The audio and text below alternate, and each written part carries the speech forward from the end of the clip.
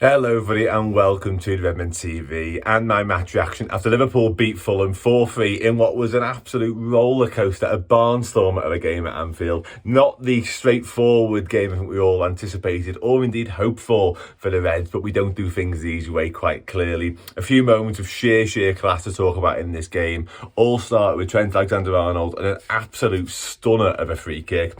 Clipped Burnt Leno on the way in, probably going to go down as an own goal to be honest, but take nothing away from Trent. It's a world-class striker of a footy and he will feel hard done by when he doesn't get the goal ultimately. But yeah, brilliant moment, brilliant strike, and he did the old shush celebration as well. So yeah, that seems to be sticking with Trent at the moment.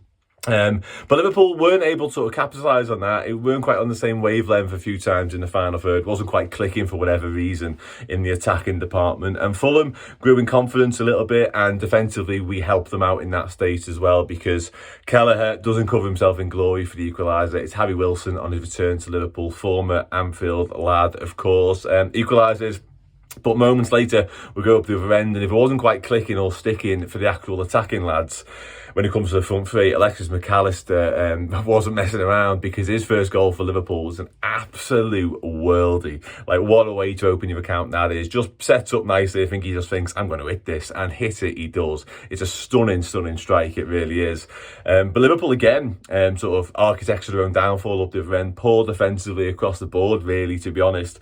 But Kelleher doesn't deal with it at all. He's scrambling, he's on the floor, he can't sort his feet out quick enough to clear. But like I say, defensively, the flag went up to begin with, but Tete was well onside, and like nobody really sort of took charge of that situation, and that happened all too often really as the afternoon wore on.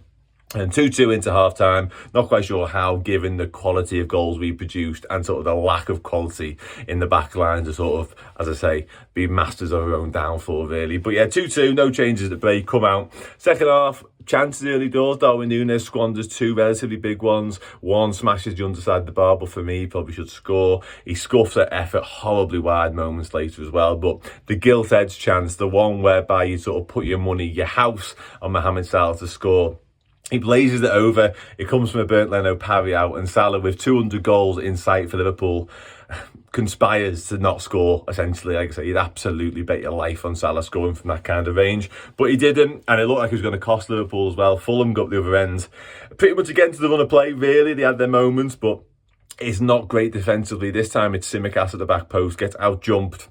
Bobby Reed gets above him and nods home. Kelleher scrambling to get across, can't get anywhere near it.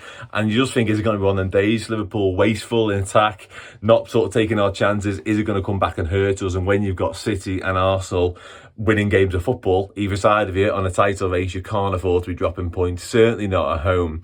And you do wonder whether you're going to run out of time to do so. Not a bit of it. Klopp made a few changes. He brought Gakpo on. He also brought Joe Gomez on, put Trent into midfield whilst doing so. Gakpo played as an attacking 8. Didn't really happen, so he went to Endo to bring him on as a 6, pushed Trent even further forward.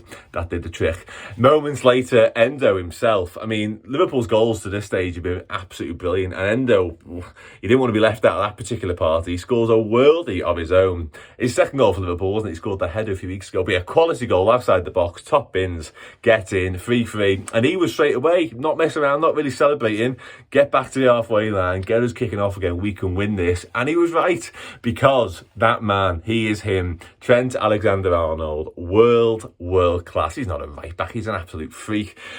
Just does it. He gets the ball. Liverpool, to be fair, keep the ball alive a couple of times in attack.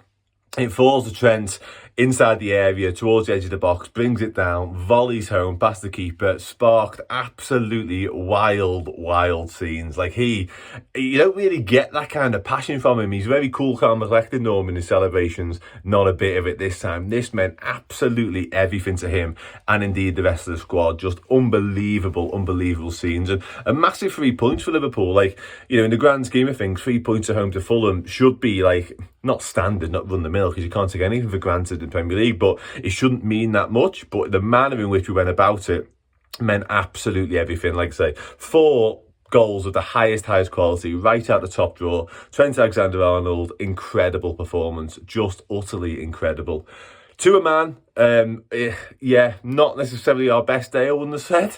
Not the best day at the office, certainly not in the back line. I think a few of them will be questioning their own performances. Keith Kelleher will have to improve over the coming weeks without Alisson as well, because 2 of the goals at least he will feel like he could have done better with. But listen, doesn't matter ultimately. Liverpool got the 3 points. We got the job done. We move on.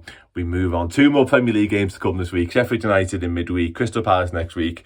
9 points potentially on the table in the space of 7 days. Massive, massive times for the Reds. Yeah, get in. Trent Alexander-Arnold, you beautiful, beautiful man. Unbelievable. And I've got loads more stuff to do, so take it easy. I'll see you again soon.